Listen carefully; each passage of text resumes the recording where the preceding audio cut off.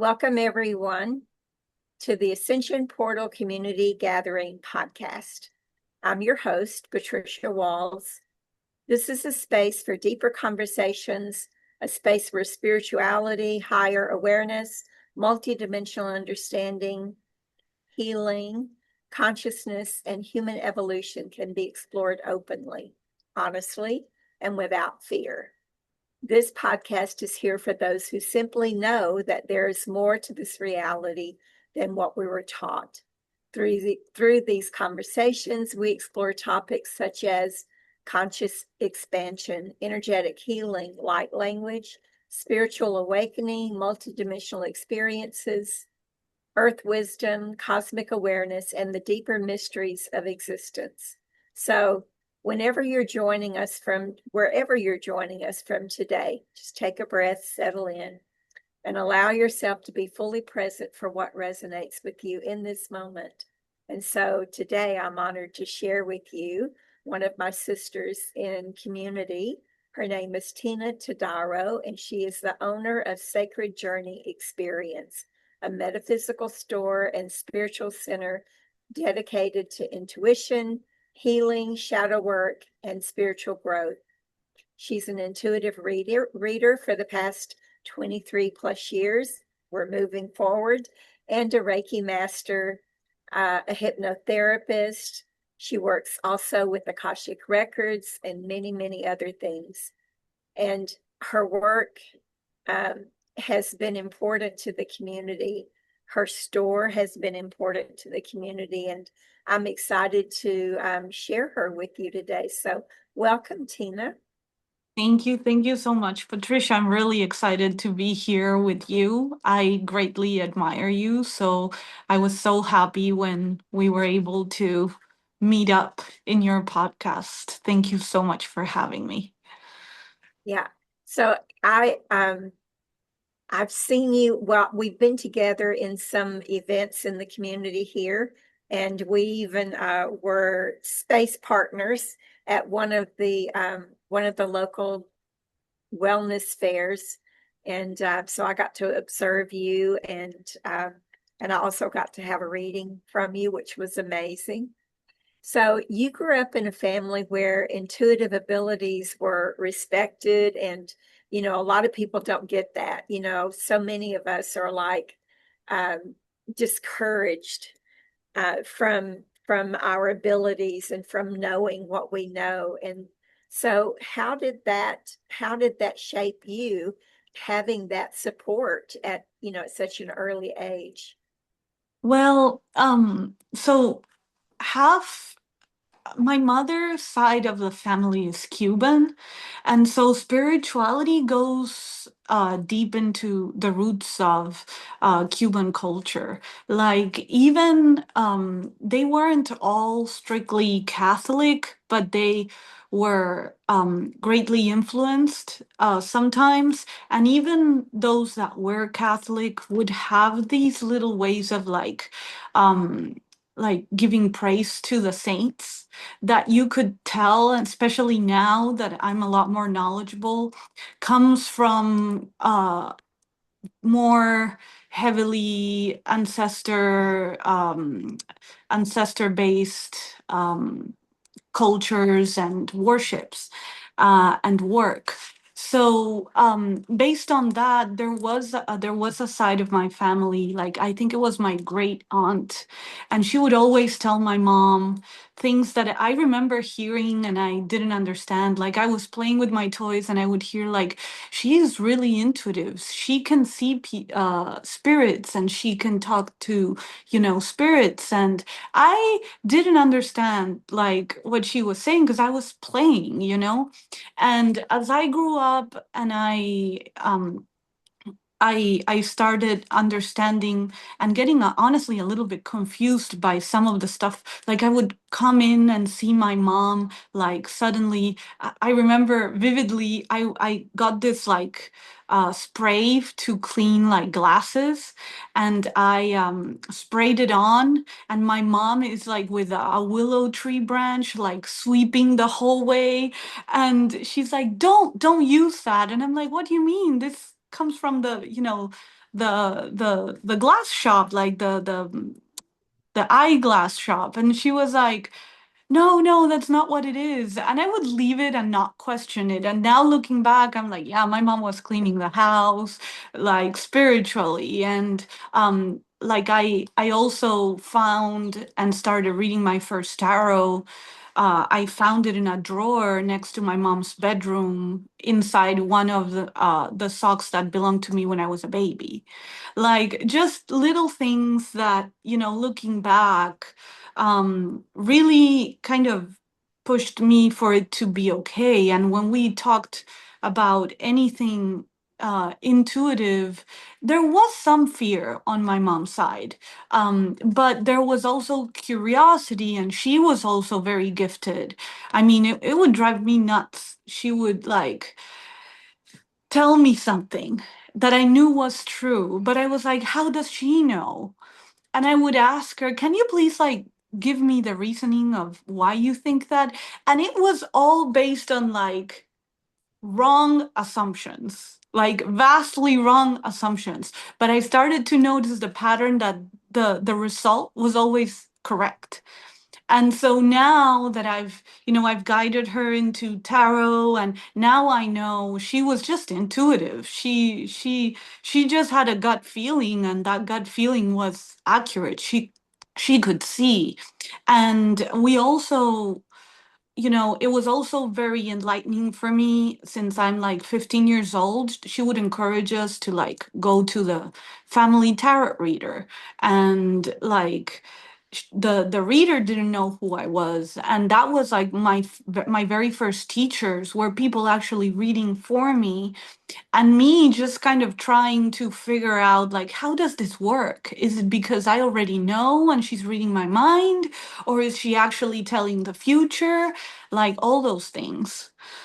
So, I've had some questions about that because I do readings, right? mhm, And I still get readings from people because um a lot of people in our community will say you can't read for yourself. I've always read for myself, right? And it may be because when I had to look at my way of divining, I can't read tarot cards. I've really tried. I've given it a big try, you know, and I can't I can't use them. Instead, I use light language to connect. It's just, you know, apples and oranges, right? Still same fruit basket, just apples and oranges. And and so a lot of times when someone's reading for me, they are so accurate. Some people are so accurate, and I wonder, but okay, so let me back up. I know that sometimes we as readers are picking up on the frequencies of what I would call possibilities because we mhm, have all these different timelines, right? mhm. And so I know that we're picking up on this possibility and that possibility. And sometimes the possibility, the timeline possibility that we are linked into, that person may not go down that lane, right? Sometimes we tell them this is a possibility, and their negative negative ego may go, oh, I don't know if I do that. Oh my God, you know, I don't know if I'm ready for that relationship. I don't know if I deserve that relationship. I don't know if I can trust, really trust. And so they don't go down that timeline. And then so that doesn't occur, and they have that doubt come in. Oh, maybe she's not accurate, you know. So I'm Mhm. saying that because I've done the same thing. I've had people read for me and give me possibilities, and and those possibilities didn't happen. But the funny thing is, I already knew that possibility, right? Because I had already read it for myself, and I already knew that that possibility Was there. was possible, right?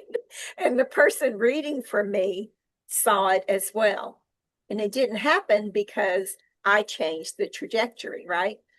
So, this is my question to you as a fellow reader, and because I've thought about this.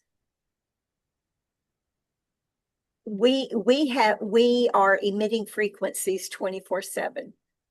So when someone is reading for us, are they picking up on the frequencies that we are emitting, or are they pulling the information from another source? What's your idea? What's your thought on that? So my thought on that from observation, there's so many things because I am a, a skeptic at heart. So I like to like understand how something works.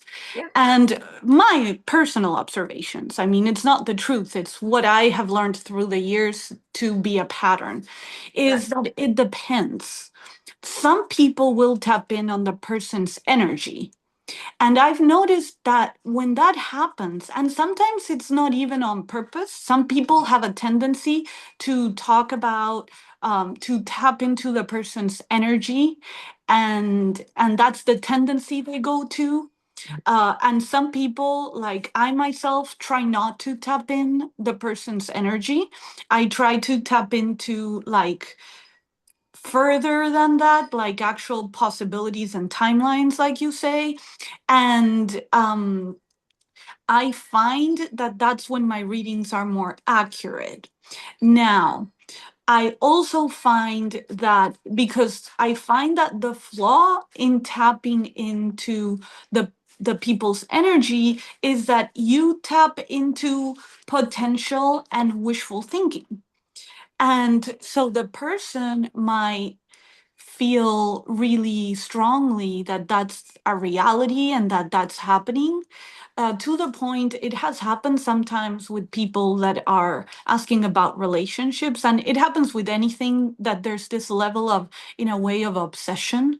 Sometimes they've been told by several readers validation that something is going to happen, and then they create this loop in reality that gets them stuck, and something is actually not happening, but it's so real in their auric field that it occupies a valid space, and it's the waiting of it to happen. Even like people, like I've had people wait, having an ideal partner occupy an actual space of a real partner, and the energy is very different because I'll look at the card and be like, there's this man that you compare everybody to, and then like there's like an illusion or a something ephemeral about that energy that I'm like, I don't think it's a real person. I think it's an ideal. And like this happened to me like Yeah, 3 times.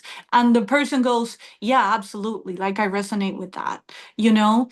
But there's also the thing, because like my point was that because it's two different energies, right? The energy of the person and the energy of the possibilities that are coming to them, there's two things that happen. One is that sometimes people say, okay, in October, you're going to meet somebody. And they stop doing whatever they were doing. And so they stop moving. And so October never comes. And so it's not that it didn't happen, it's that they were on a path. And because they were like, oh, this is happening regardless, they stopped walking that path. And I always say, spirit tells time based on changes, not necessarily based on time. So with the rhythm you were changing, you were around the corner. But the moment you stopped waiting, you never turned that corner, right? And that's one. And the other is, to your point, is that sometimes I feel like we get information and intuitive information. So you can definitely read for yourself, but it takes a lot of self-centeredness and talent. And sometimes even having that, it's circumstantial, because you will have you will have things that you really have a lot of emotional investment in, and that will get your answer blurry, where you're like, I'm sure of it, and then it doesn't happen. And that's why people, I'm one of those people, say, I don't read for myself. Why? Not because I can't. I can actually. And I've been right a lot of times. But when I'm heavily emotionally invested in the answer, I know it's pointless because my emotions, my wishful thinking, and my intuition is all going to be mixed up together. And in my case, I end up disappointed, whatever happens, and more confused. So I've tried not to do that, but it's definitely possible. Like, but it depends on a lot of factors. Like, I know I'm a Pisces, like in 5 planets. I get emotionally blurry, but maybe an earth sign might not. You know what I mean? Or an air sign might be more like keeping the emotions just at bay, you know? So it's a particular thing, in my opinion. Oh, I can totally see that. How I can see how emotions play into that and wishful thinking. And it's while you were talking back to, how people are reading your frequencies and what you're putting, people are emitting those hopes and dreams, and you're right, sometimes depending on where the intuitive person is linking into, sometimes they just link into those hopes and dreams. And when you said that, I heard mind readers, the Yes. old thing about like, you're not old enough to have heard this really, but it used to be a big thing in the spiritual community that we were called mind readers because they were reading the mind, reading the frequencies. And you were absolutely on target, because like when I was doing the psychic fair circuit and doing readings, uh, you almost know, because of the mind reading technique, um, you almost know when someone sits down that they're desperate. Like you said, they're desperate to know about their loved ones that died. They're desperate to know about relationship, about money, and so it's not hard to link into that desperation and get that intuitive hit. That's what they want to know about. They want to know about this, you know, without them telling you. But intuitives, you can read that frequency of desperation and Yeah. pinpoint that, and okay, this is what they want to know. This is the information that they need, and and then grasp that timeline, grasp that stream. Yes. It's Yes. it's all it's all very interesting. It is. I've had even scenarios where the person is either obsessed or just went through a breakup, and you can even see it in their question. One once asked me, "Is he in love with her and when will they break up?"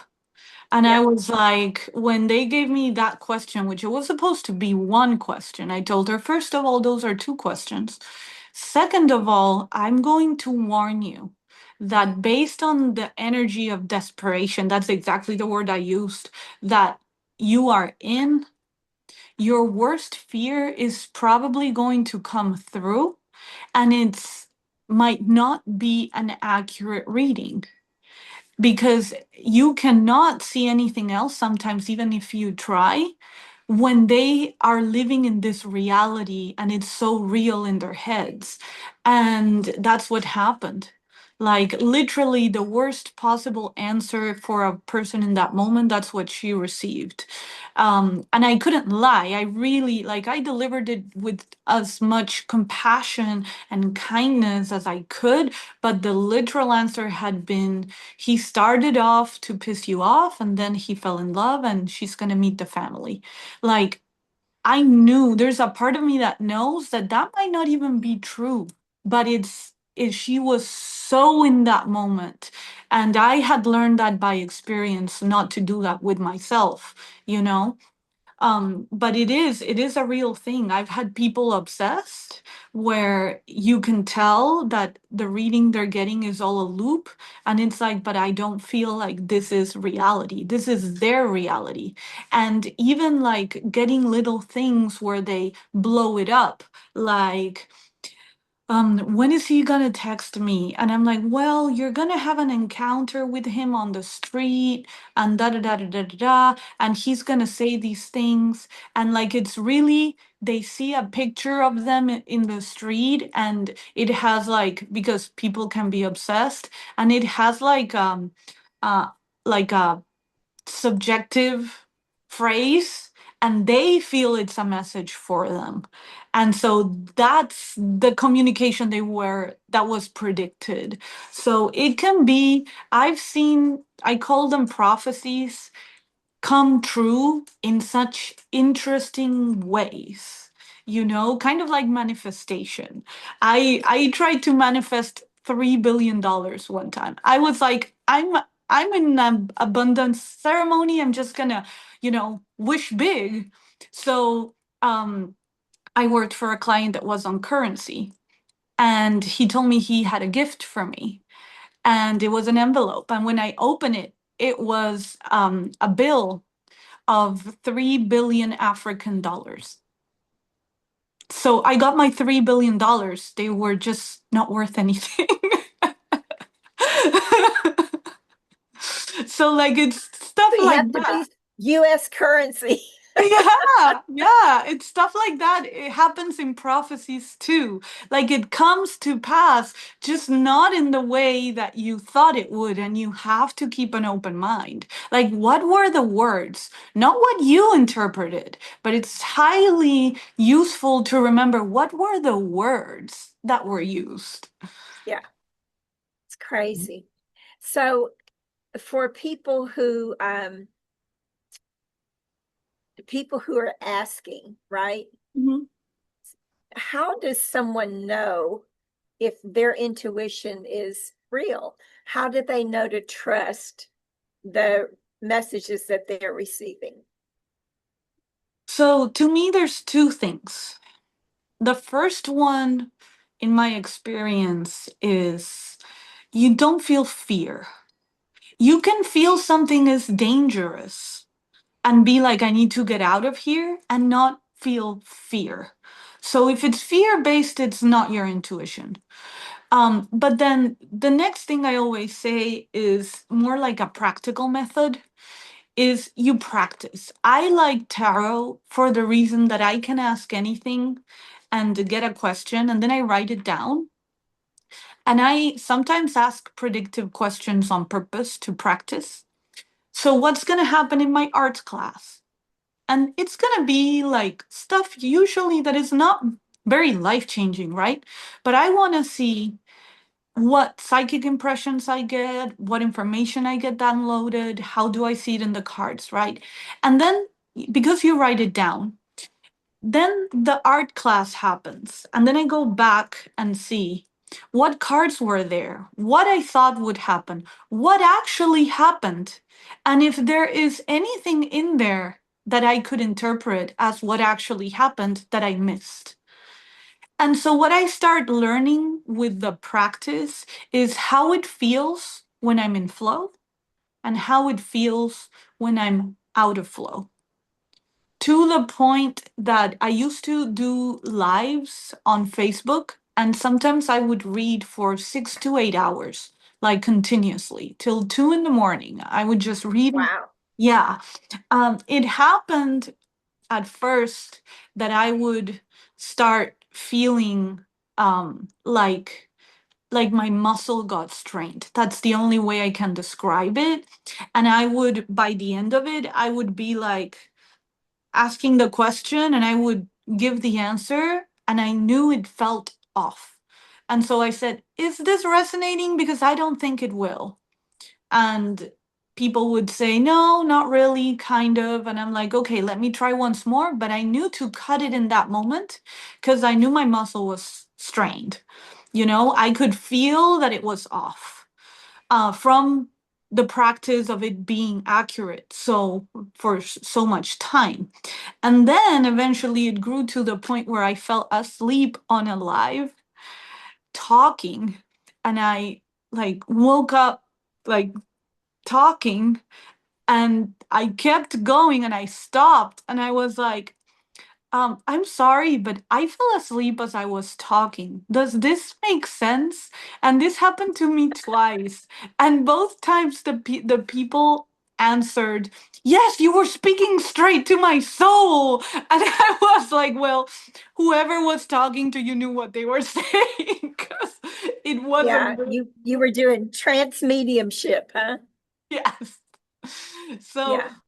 it is a thing. To me, the answer to that is unique to every person, but there is a way to know, and it's practice, so that you know when you're in flow. I don't know if you Um, see it any differently.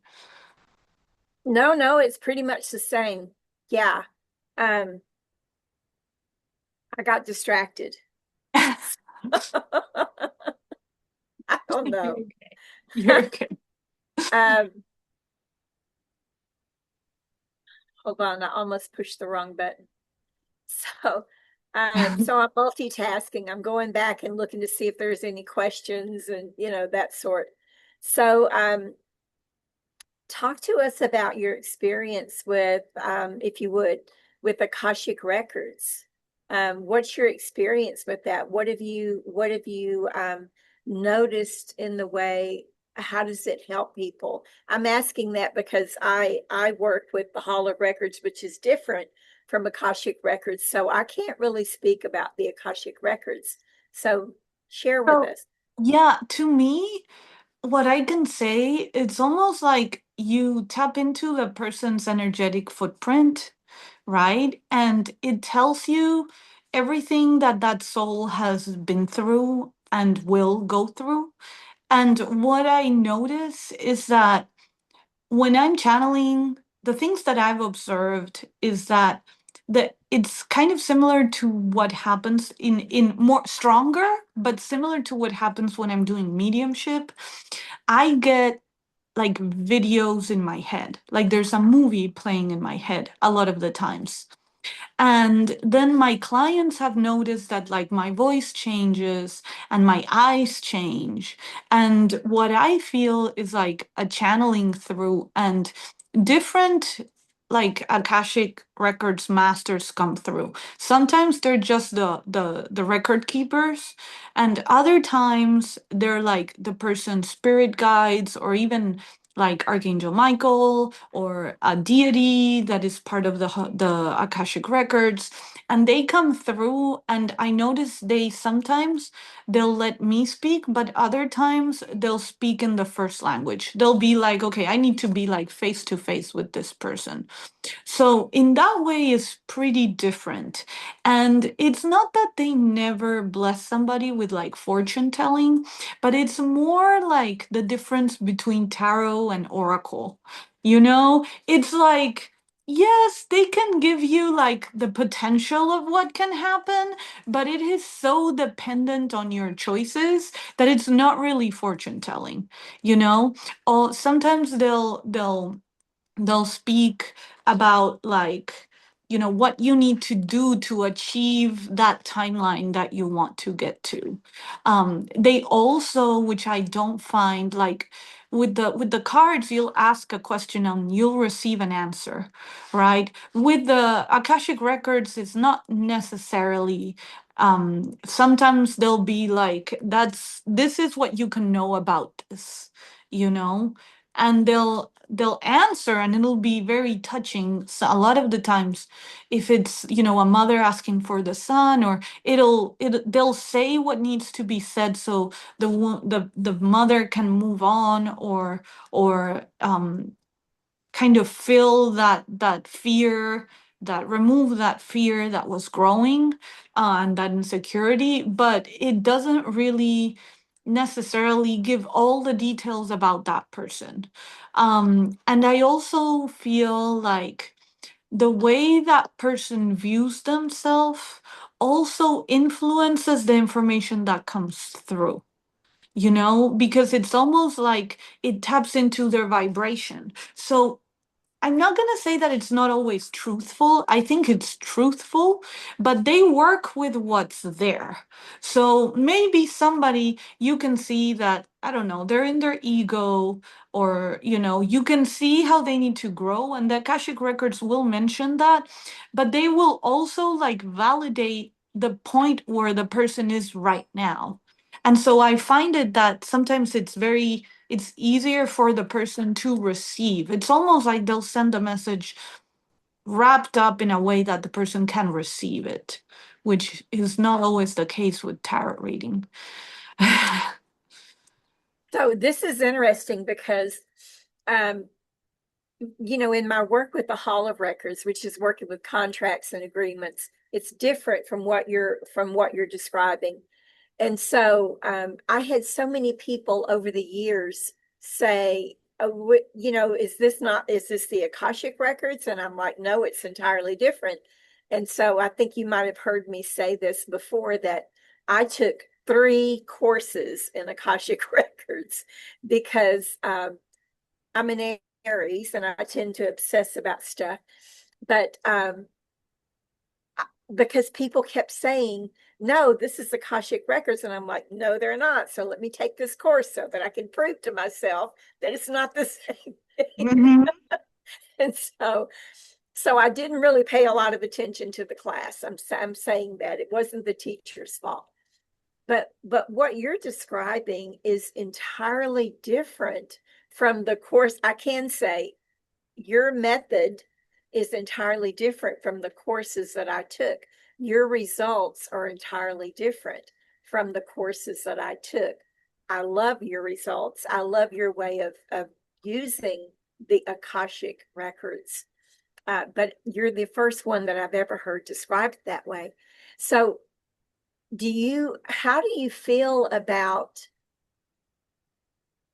so you do I do intuitive readings, right? I don't use any outside tools. But I do know that I've had people tell me, for instance, when I was reading at the Dallas Psychic Fair, um, have you done that? Did you ever read at the Dallas Yes, Psychic? yes, Okay. ma'am. I So have. you know that when a new reader applies, at least this is the way it used to be. When a new reader applies, they have to read for the owner of the psychic fair, and that's changed. And they also have to read with 2 other readers at the fair, and there's no notice. They just show up at your table with a ticket and say, Mhm. I'm supposed to test with you, right? And so I had that a lot. And this one woman, I had different, of course, different people. But this one particular woman, she was in her 70s and she didn't normally read in a public arena like that.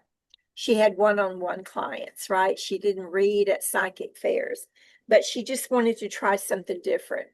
So she sat down with me and she brought out this 2 decks of cards.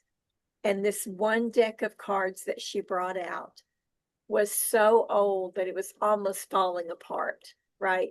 And they were big cards, like maybe, I don't know, 5 inches. They were Wow. really large cards, and they were the back of them was black, and there might have been a pattern on it, but I remember that they were black, and they were so old and worn. And her being in her 70s, she'd used these cards. They were her favorite deck.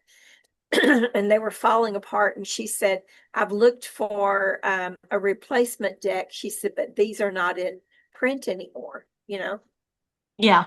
So anyway, she sat down with me and she started reading, and she was looking at me and flipping cards.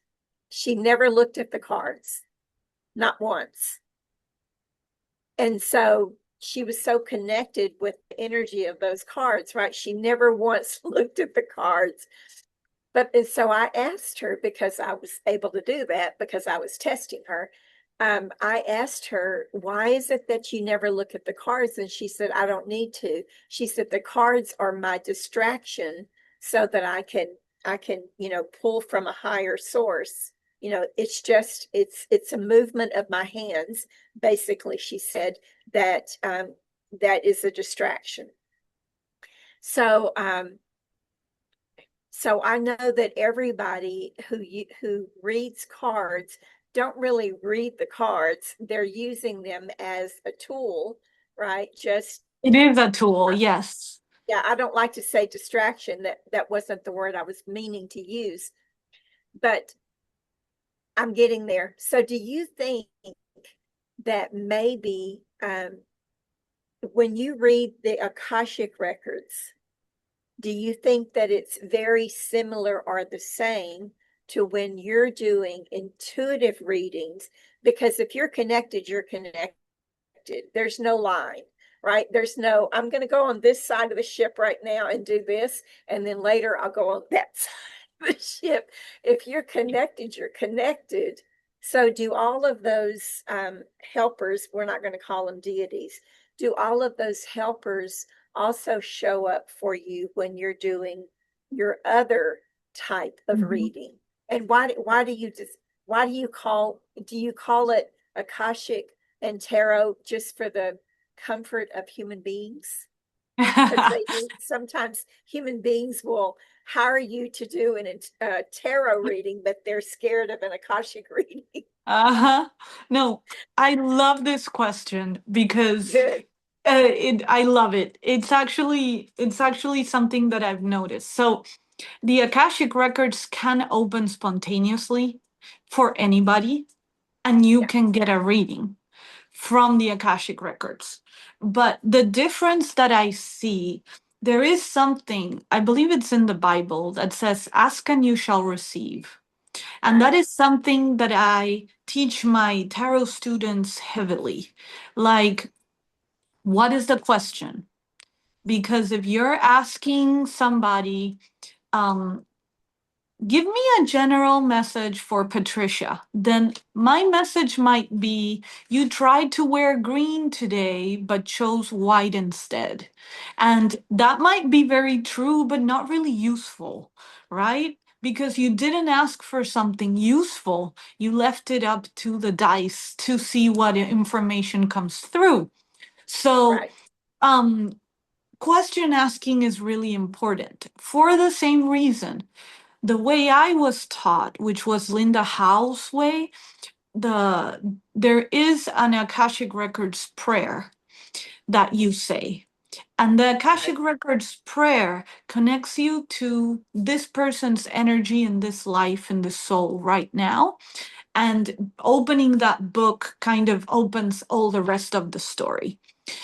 So that can happen like spontaneously when you're reading cards, but I find when you're reading cards, it's almost like an indirect connection. Like, I'll mostly connect to my higher self and my intuition, and my intuition kind of is the bridge to everything else that I tap in. And when you do the Akashic records, you're connecting to the source energy of that person and you're channeling it. So there is a difference. That I do agree that cards are just tools. I say it all the time because a lot of the times I'm channeling. But what I find interesting is that sometimes I've read the cards because I do the opposite. I only look at the cards. It's almost like that's how I try to tap into my intuition, and I don't connect to necessarily the person's energy, but like the cards connected to my question and the energy field that the cards are representing, kind of like constellations. The constellations that the cards are doing. Is my information, right? So what happens is I'll look only at the cards and then I'm in flow, right? And I'm like, blah, blah, blah, blah, blah, blah, blah, blah, blah. And suddenly I keep on talking, blah, blah, blah, blah, blah, blah, blah, blah, blah. And I look at the cards and I'm like, okay, but where is this? Because I can't find this information in any of the cards that are here. And then I pull a card and I'm like, oh, there it is. I Okay. was channeling the card that was coming next. Right. So, so it is like I do channel because I know if somebody asks me a question and I go into myself and I ask the question, I can read the painting on a wall and it can give me the information I'm looking for because it's a bridge to my intuition. But Okay. at the same time, there is some connection that, there's a reason why you get those cards.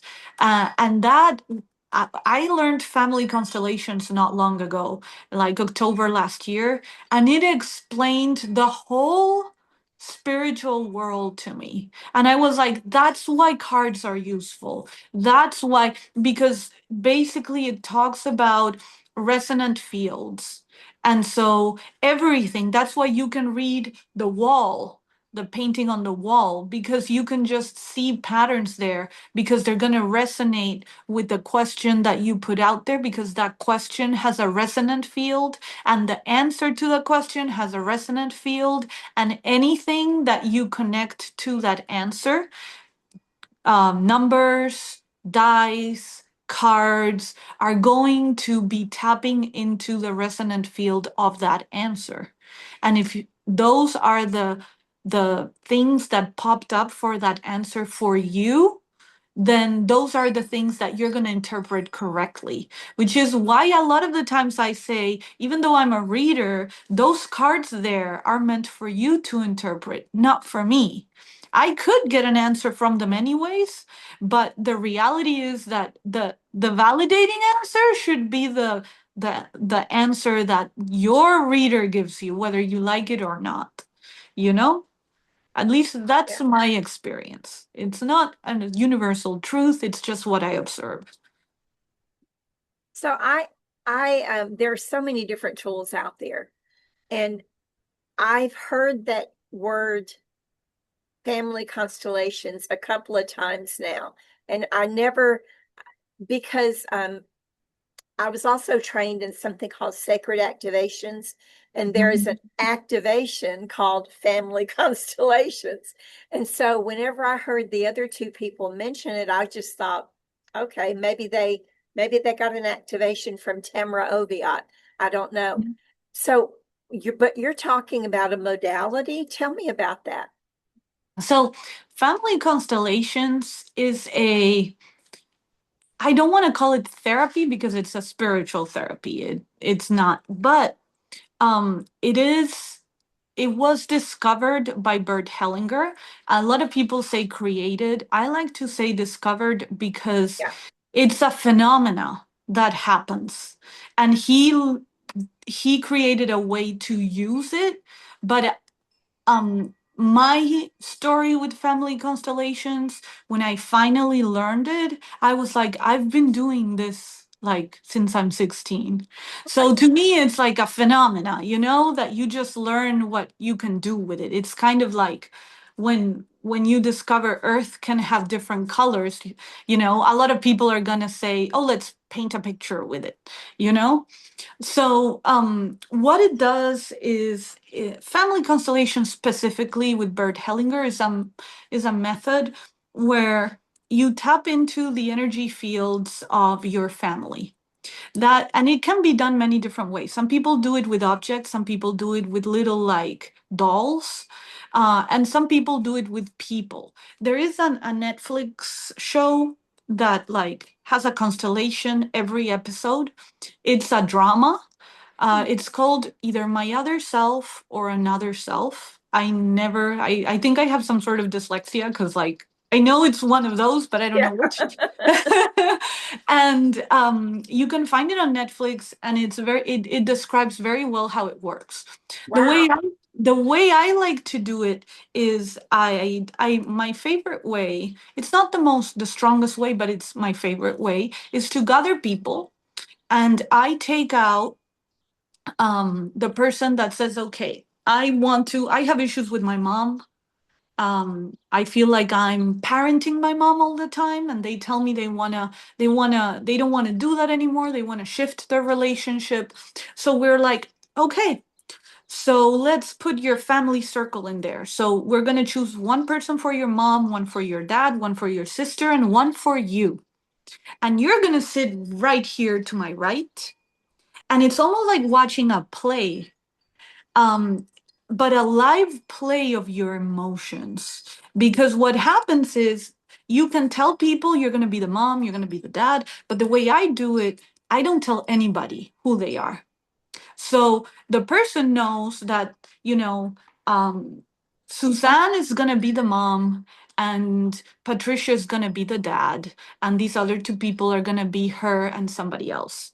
And so I just give them numbers. I say, you're number one, number two, number three, number four. But I have written down that number one is the mom, number two is the dad. So that number is already connected in this constellation to the energy of the mom or the dad.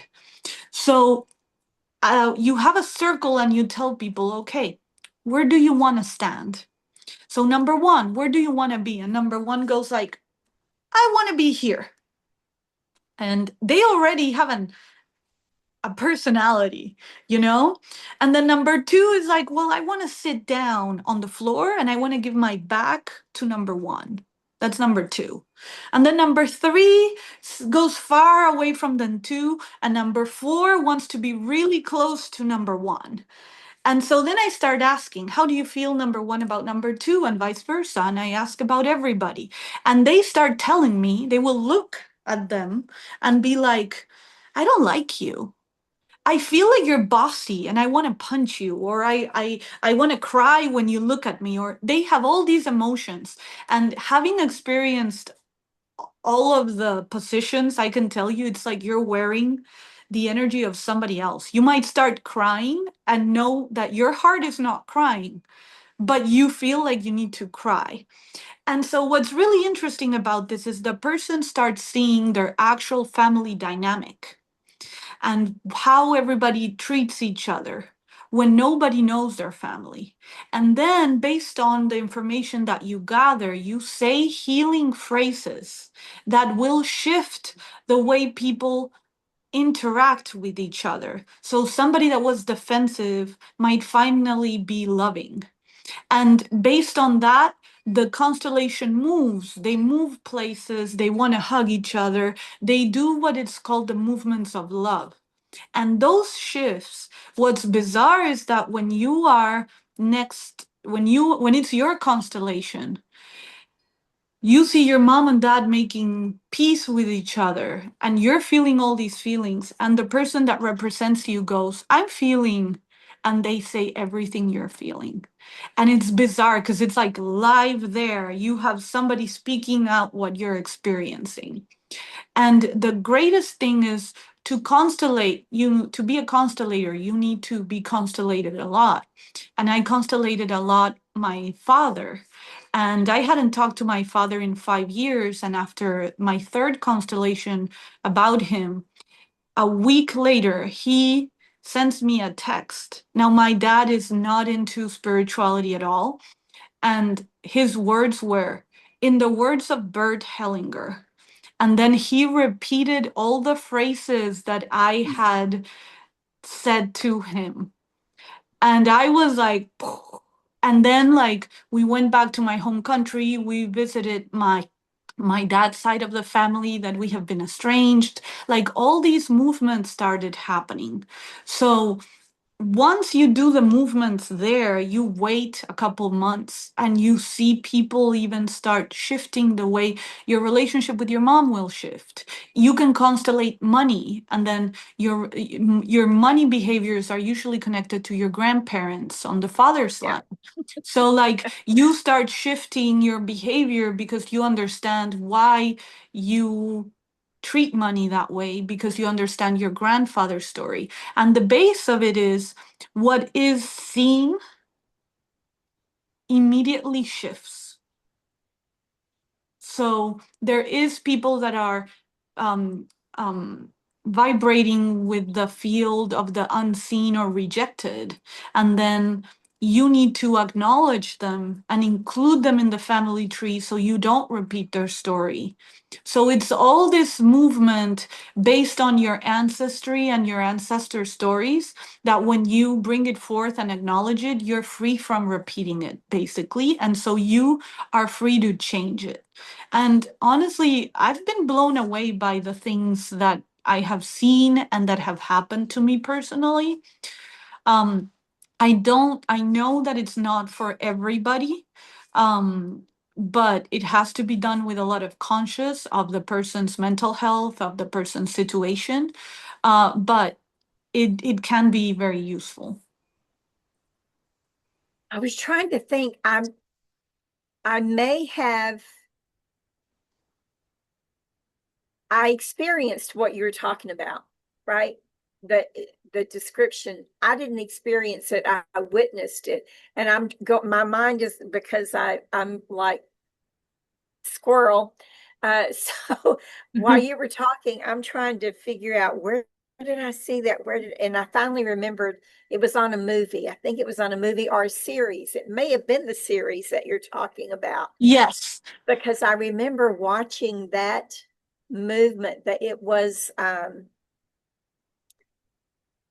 they had gone to a retreat center and they were yes, doing that with people. yes. And I don't know, but anyway, so That's the I've series. That's definitely the series. It's based on a book, and yeah, that's exactly how family constellations work. Like you get that's like crazy. no reproaches on the way that Yeah, they did it. yeah, that's amazing. Um, so how, do you think that shadow work kind of fits into that? I Oh, mean, in some aspects, because you're facing your fears and your ego it just gets demolished and all. So one of the therapies that I was trained in and taught is called emotional transformation. And there is a movement within that modality called proxy. And I've found that anytime that I took a client through that movement, proxy. So proxy is where they do the same. They intuit someone that they're in conflict with, right? I'll say, when John thinks about this, where does John feel that in their body? Well, what happens in the process is that they get to see through John's eyes and feel through John's body. And so they have an entirely different uh, view of John as a person by the time the therapy is over, right? By the time the session's over, they have compassion for John and, whatever.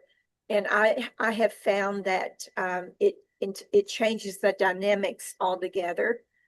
And I've seen that too, that when they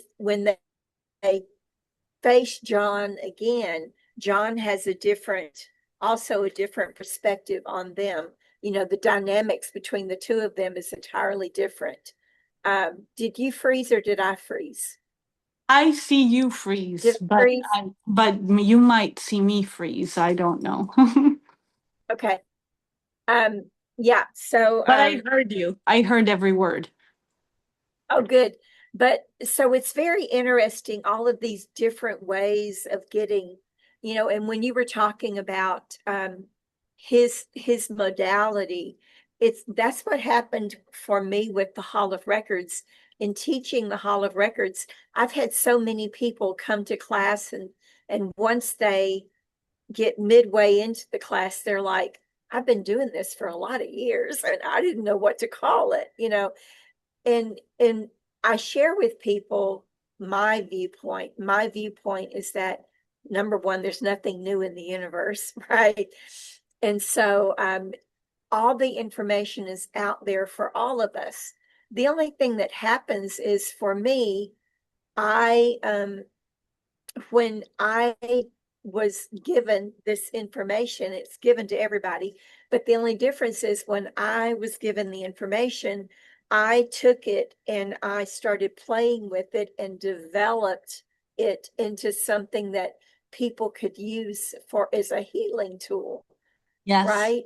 That's the only difference. It doesn't belong to anybody, but usually one person actually takes that and does something with it. And that's when they say they developed it, you know. But Yes. that's amazing though. I'm glad you mentioned family constellations, and I'm glad I asked. It sounds like just an amazing tool for people, you know, healing for family, because there's so many family. One friend calls them her family of origin, right? That's her term for her parents and her grandparents. But Well, there's so many things that are handed down, you know, through the genetics. and And that's an interesting concept that you mentioned and mentioned genetics, because for example, adopted children are also part of the family tree.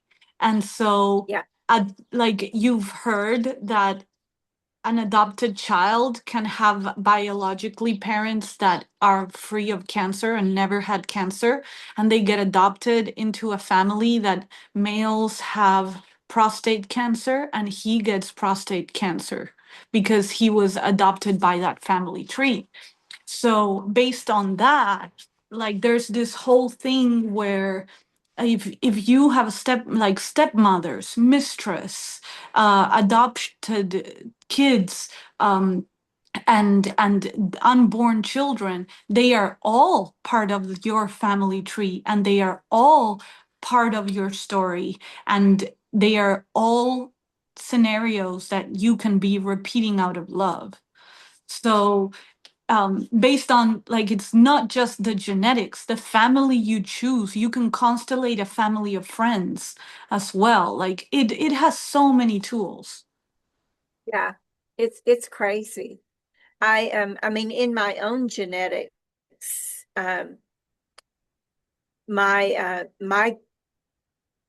uh anyway, so I have seen patterns. I've seen patterns that aren't blood related passed down, right? So yeah, I can absolutely see that. Yeah, Yeah, it's crazy. You can constellate your relationship to anything. And the craziest thing is the people that get chosen for the roles need to constellate that role. So for example, I learned this the hard way. I was using this method to work with ancestors. So it wasn't family constellations per se, but it was the same dynamic, only that the people, the ancestors in a meditation would bring you what what family story you need to constellate to help you today. So you okay. were not present in that constellation, you were participating as an ancestor. And in all, we did four, because that's my path working with spirit course, which you learn how to work kind of like a high priestess training, but I don't like to call it that because it's not a structured religion or anything. It's just what you need to know to work with spirit. And so on the ancestors part, we did this work, and I participated. We needed more people, and so instead of just watching, I participated. I was the authority in all of them. I was the dad. I was the big sister that was authoritarian. I was, so that clearly was something that I needed to work through, right? And suddenly we get this one that was about shame. And I was like, you know what? I'm tired. I'm not going to step in on this one. You guys are just going to work harder. And they had to work harder because there were only four of them and we needed seven people. So two people were sitting down and standing up and sitting down and standing up to represent different people at one point. And when they were done, they were like, oh, wow. Like the person that brought the story was like, I want to say some words. And it was about like Scottish shame and ancestry. And the other three people were like, oh, wow, those phrases, I felt my Scottish ancestors go, yeah. And I started laughing and I went, wait a minute.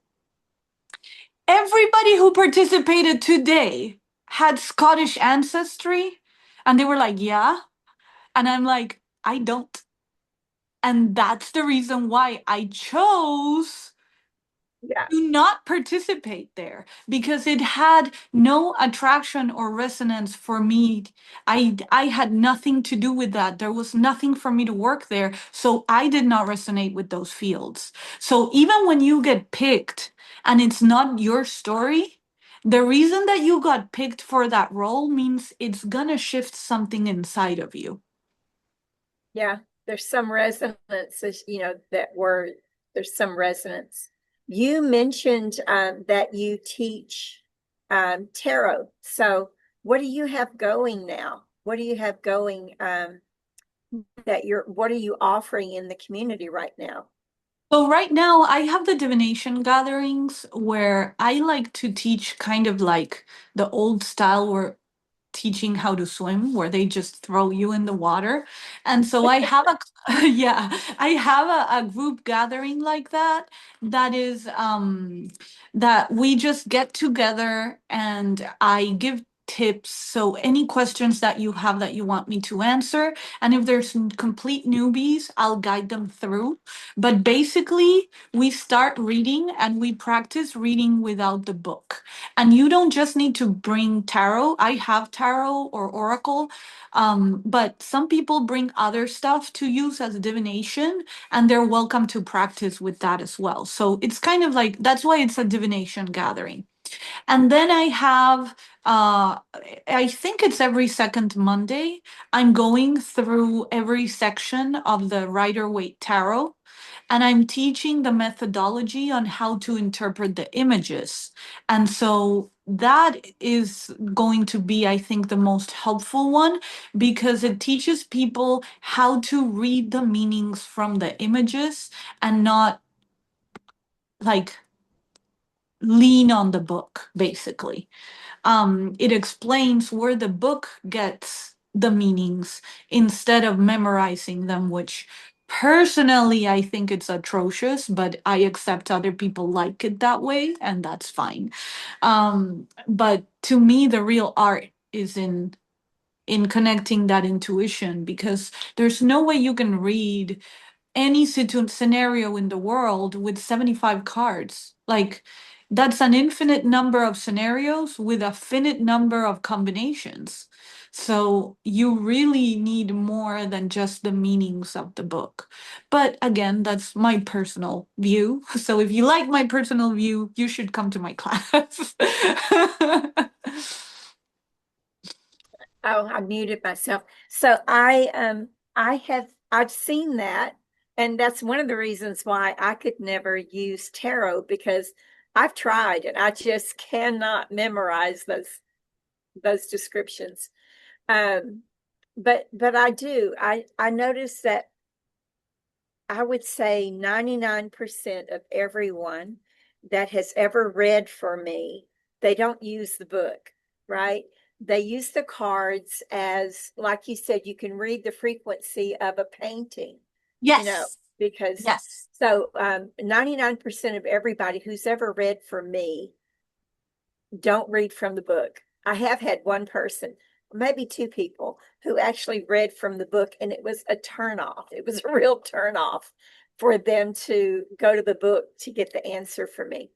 But yeah, so uh, I want to give people information for you. And so when I post this on YouTube, I will put links for you Thank for you. your store, for your if you have Insta, Facebook. I will put links there so people can contact you. But Mm-hmm. other than the tarot classes, what else do you offer? Talk to me about your store. Where's your Okay. Oh, I lost you. I can't hear you. Well, it's because I keep Okay. muting myself. So, talk to us about your store, what you have offering, what you're offering there. And you and I talked before we started recording. you were talking about offering a drum making class, and I referred you to uh, Devon. So you are looking, so you do have classes there where you invite other people, right? Absolutely. So it's a metaphysical community. We have a store and a shop, and we offer reading services, like not just what I do, like we do Hebrew pendulum, Ankh sessions, Ankh therapy sessions, Hawaiian healing, Reiki, past life regression. So we mediumship, we offer like a lot of stuff as far as services. And so we also teach a lot of that stuff like Reiki. I have we have social events like the women's circle that Suzanne leads. She also teaches angelic Reiki. Um, we have the divination gathering. We have a like a shamanic drum circle journey that Chi guides with his drumming. That's new and really interesting. We also have a very affordable retreat we're doing with like primitive camping in Oklahoma in the Wichita Mountains in June. It's like $30, so it's like a one night stay, and it's very accessible to like do some bonding over the full moon and some ceremonies. We do offer the family group constellations and the private sessions. Um, we also offer an art class that will have different themes and is monthly. We also offer a free Reiki share for anybody that wants to receive Reiki and or wants to practice. Like everybody's invited, whether you learned with us or you learned somewhere else. We are planning on a drum circle to make drums because my dream is to be able to host a drum circle where you can play the drum or dance, which is my preference. Um, we have ceremonial blessings that are free events on like Sabbaths and solstices and equinoxes. And we also have a path working with spirit class. That's my high priestess class, where you learn to work with like deities,